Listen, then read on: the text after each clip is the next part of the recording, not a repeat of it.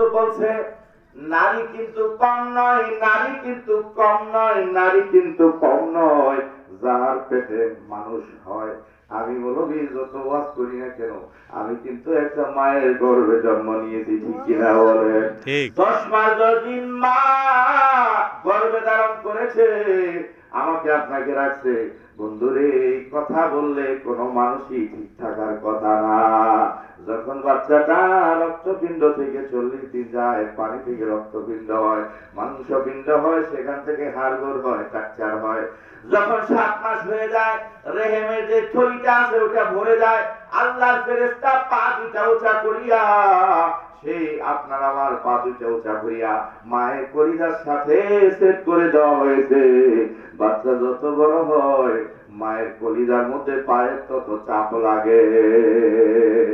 একটা বাচ্চা একবার না, দুইবার না, হাজার হাজার বার মায়ের কলিজায় পা দিয়ে আঘাত করেছে।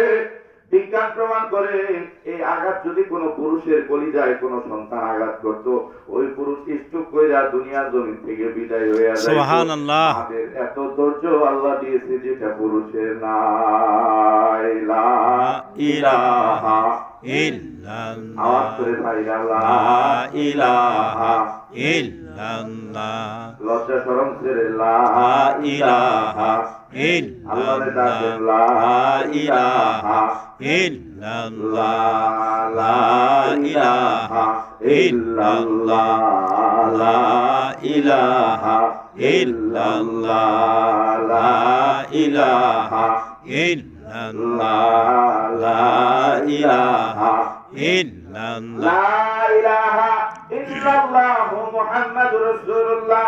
বন্ধু আমার, এজন্যই আল্লাহ পাককে ডাকতে হয়। বন্ধুরা, এত কষ্ট করার কারণে আমার নবীজি বলছে, আল জান্নাতু তাহতা আকদামিল উম্মাহাত, মায়ের পায়ের নিচেই গো সন্তানের বেহেশত, ঠিক কিনা বলে? মায়ের পায়ের নিচেই সন্তানের বেহেশত, মায়ের পায়ের নিচেই সন্তানের বেহেশত। মাকে দুনিয়ার জমিনে যত বড় বড় মানুষ হইছে, সমস্ত মানুষগুলো মায়ের দোয়ার বদৌলতে আল্লাহর কাছে সম্মানিত হয়েছে, ঠিক কিনা বলে? আল্লাহ কোরআনে বলছে, আল্লাহ পাক কোরআনে বলছে, আল্লাহর ইবাদতের পরে ওয়াকাদা রাব্বুকা আল্লা তা'বুদু ইল্লা ইয়্যাহু ওয়া বিল ওয়ালিদাইনি ইহসানা। আল্লাহর বিধান পালন করার পরে পিতা মাতার বিধান পালন করতে হবে। কিন্তু এখন সময় উল্টা হয়ে যায়, বাপের কোনো কথা সংসারে চলে না, ছেলের কথাই চলে। বাপ যদি কিছু বলে, মা যদি কোনো অর্ডার হুকুম করে, সন্তান শুনতে চায় না, শুনতে চায় না। এই জন্য বন্ধুরা আমার, এতক্ষণ যে হুজুররা ওয়াজ করলো, আপনার আমার সন্তানকে ছোট্ট সময় আল্লাহ ওয়ালাদের কাছে দিয়ে দিতে হবে। আল্লাহ ওয়ালাদের কাছে, হক্কানি আল্লাহ ওয়ালাদের কাছে বায়াত করায় দিতে হবে, তাদের কাছে সুপর্দ করে দিতে হবে। হুজুর দিয়ে দিলাম। আমরা তো মাদ্রাসায় শিক্ষকতা করি, শিক্ষকতার অনেক বয়স, মোটামুটি আমার বহু ছাত্র মৌলানা মুফতি মুহাদ্দিস হয়ে গেছে। অনেকে এই বছর প্রায় 40 জন ফারেক হয়ে বের হয়েছে। অনেক গার্জিয়ান আছে, দেয় দেয় ঠিক, কিন্তু পুরাটা দেয় না। তার মানে আপনি মাদ্রাসায় দিচ্ছেন, বাচ্চা মানুষটা এক সময় দুষ্টামি করছে, হুজুর একটু রাগ হইয়া তাকে শাসন করছে, আপনি দেখা গেছে উল্টা হুজুরের শাসন কইরা দিছে। বন্ধুরা আমার, আমরা যে উস্তাদের কাছে পড়াশোনা করছি, আমাদেরকেও কম বেশি শাসন করছে।